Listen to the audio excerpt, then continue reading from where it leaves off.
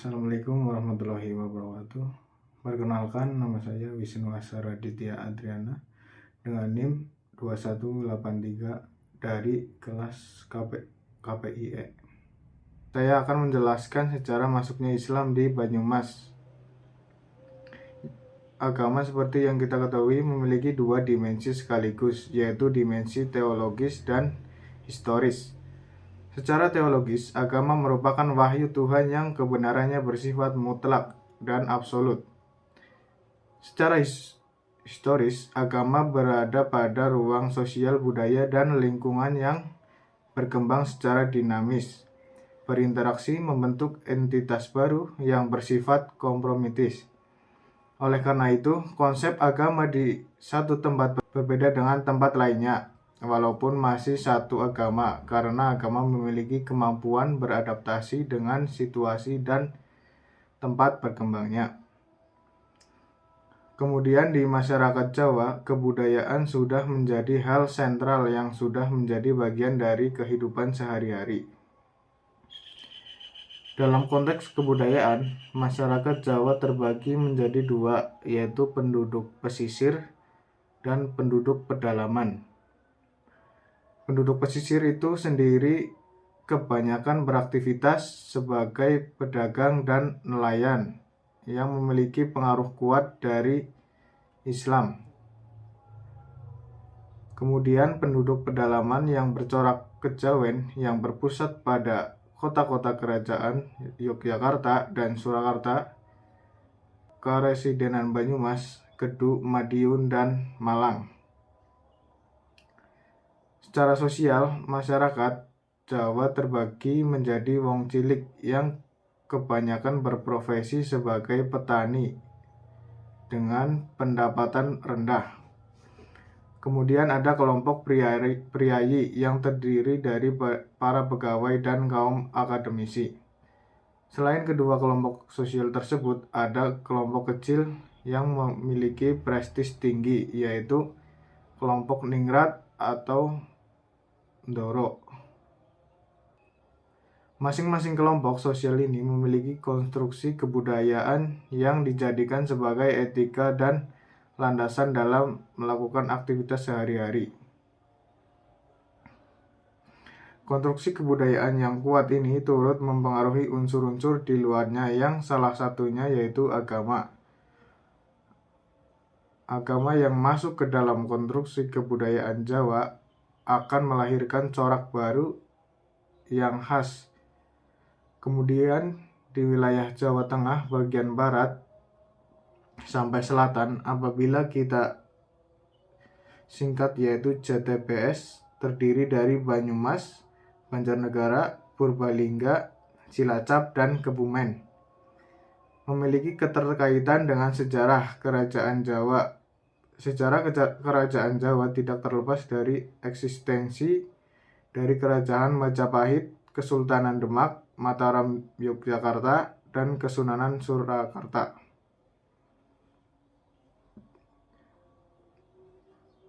Kerajaan Jawa ini secara geografis amat sangat jauh dengan wilayah JTBS. Karena kondisi ini menyebabkan wilayah JTBS memiliki kebudayaan yang berbeda dengan tradisi dan kebudayaan keraton. Apa saja sih perbedaannya? Salah satunya itu ada pada bahasa dan dialek yang dikenal sebagai ngapak, yaitu merupakan ciri khas dari wilayah JTBS ini dan menjadi konstelasi kebudayaan Jawa. Selain bahasa, secara historis masyarakat JTBS sudah terbentuk pada masa prakolonial atau masa kerajaan Jawa. Pada masa kerajaan Jawa ini ada kerajaan yang paling besar yaitu Majapahit, turut mempengaruhi berbagai lini kehidupan masyarakat, apalagi termasuk keberagamaan yaitu Hindu-Buddha, merupakan keyakinan yang mayoritas diyakini oleh masyarakat. Selain keyakinan-keyakinan lokal, dalam proses berjalannya runtuhnya Majapahit, Kerajaan Pajang, dan titik awal proses berdirinya Mataram itu juga menjadi titik awal adanya Islam. Keislaman tidak jauh berbeda dengan pola-pola kerajaan sebelumnya. Pada masa itu, kepemimpinan kerajaan Mataram yaitu ada pada kepemimpinan Raden Sutawijaya, yaitu agama rakyat mengikuti agama raja. Kebetulan pada masa itu keislaman Raden Sutawijaya sebagai Raja Mataram menjadi pola keagamaan di masyarakat. Pada masa kepemimpinan Demak khususnya, yaitu posisi ulama sebagai penasehat yang memberikan nasihat dan adiluhungnya terkait kebijaksanaan politik kebudayaan yang akan diberikan kepada rakyatnya. Beberapa dengan Demak Mataram untuk fungsi-fungsi penasehat itu sendiri, Raden Sutawijaya memberikan haknya kepada para bujangga keraton yang kebanyakan beraliran mistis kejawen. Oleh karena itu, pada masa Mataram, awal keislaman bersifat Islam kejawen. Kemudian, apa itu Islam kejawen? Islam kejawen merupakan pertemuan antara Islam dan budaya Jawa melalui sufistik, kemudian islamisasi pada masa Raden Sutawijaya. Raden Sutawijaya itu berjalan sangat cepat saat eranya beliau terbukti dengan adanya Islam aboge. Setelah penjelasan mengenai sejarah Islam di Banyumas pra-Islam, kita akan mengetahui bagaimana potret masyarakat Jawa Tengah bagian barat atau Banyumas pra-Islam. Yang pertama yaitu kehidupan sosial politik. Pembahasan mengenai Banyumas sebelum Islam tidak terlepas dari dua kerajaan besar yang menguasai tanah Jawa, yaitu Kerajaan Mataram dan Kerajaan Pajajaran. Kekuasaan Kerajaan Mataram dapat ditelusuri dari berdirinya Kadipaten Wirasaba I, sementara Kerajaan Pajajaran dapat terlihat dari berdirinya Kadipaten Pasir Luhur. Setelah dua kerajaan tersebut, kerajaan-kerajaan di Jawa Tengah bagian timur seperti Demak, Bajang, Mataram mengambil alih wilayah Banyumas dengan mendirikan Kadipaten Wirasaba II. Sementara itu, berdasarkan uraian tersebut, kita menjadi tahu bahwasanya dalam perkembangannya Banyumas merupakan kota bagian dari wilayah dua bagian dari Kerajaan Majapahit Pajajaran maupun kerajaan di Jawa Tengah bagian timur. Karena dalam posisi hanya sebagai sebuah wilayah kabupaten yang berada dalam kekuasaan kerajaan, tidak banyak peran politik yang dapat diberikan wilayah Banyumas selain menjalankan kebijakan dari pemerintah pusat atau dijadikannya Banyumas sebagai pusat pemerintahan kerajaan dan kondisi geografisnya batuan pegunungan, kemudian dan sungai besar yang mengelilingi wilayahnya menjadikan Banyumas sebagai wilayah yang memiliki ciri khas berbeda dibandingkan dengan wilayah-wilayah yang menjadi bagian dari kerajaan besar di Jawa. Kemudian adapun ciri khas struktur sosial masyarakat Banyumas yang membedakan diantaranya yaitu pertama, coak, yaitu memiliki kebiasaan berbicara dengan suara keras. Yang kedua, bloak, yaitu berbicara dengan berlagak serius apa adanya dan humoris. Yang ketiga, ada dablongan, yaitu seenaknya sendiri kalau mengkritik. Yang keempat, ada ajiban, yaitu bereaksi secara spontan. Yang kelima, yaitu ndobos, berebut bicara saat mengeluarkan ide.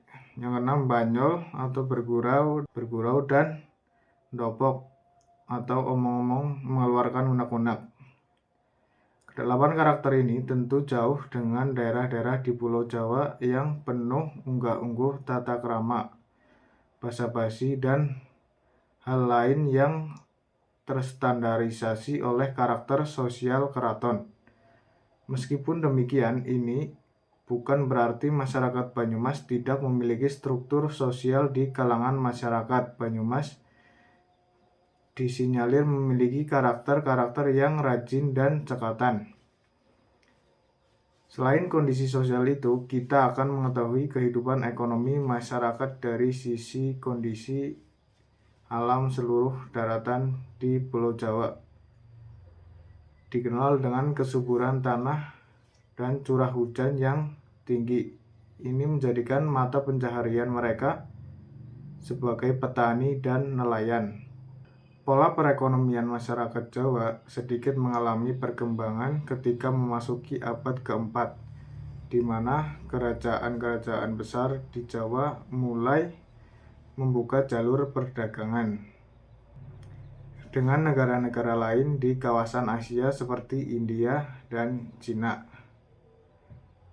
Pada masa ini, masyarakat tidak lagi hanya mengandalkan sungai sebagai jalur distribusi perekonomian, tetapi juga laut dengan berbagai dermaga dan pelabuhannya.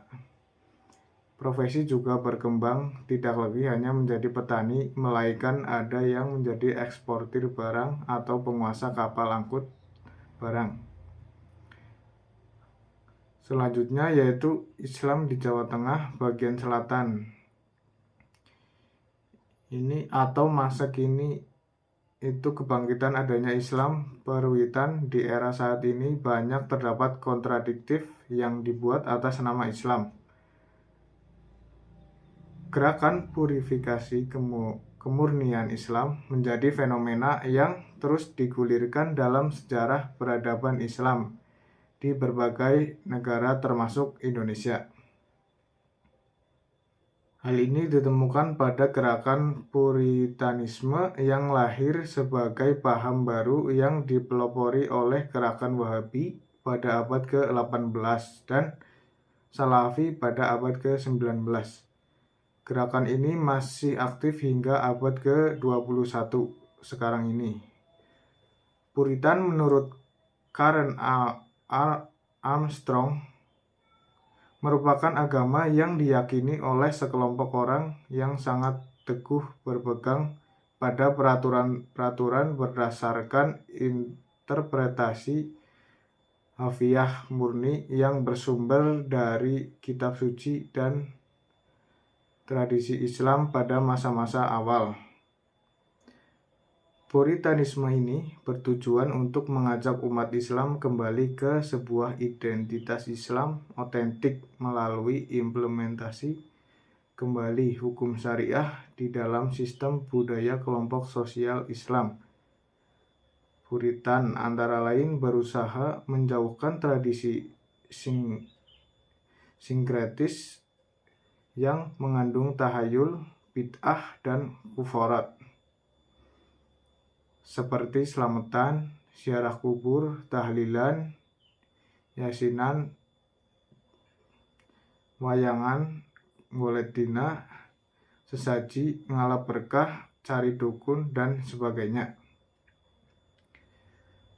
Mereka menganggap selamatan dan sejenisnya meskipun dimasukkan nilai-nilai di dalam Islam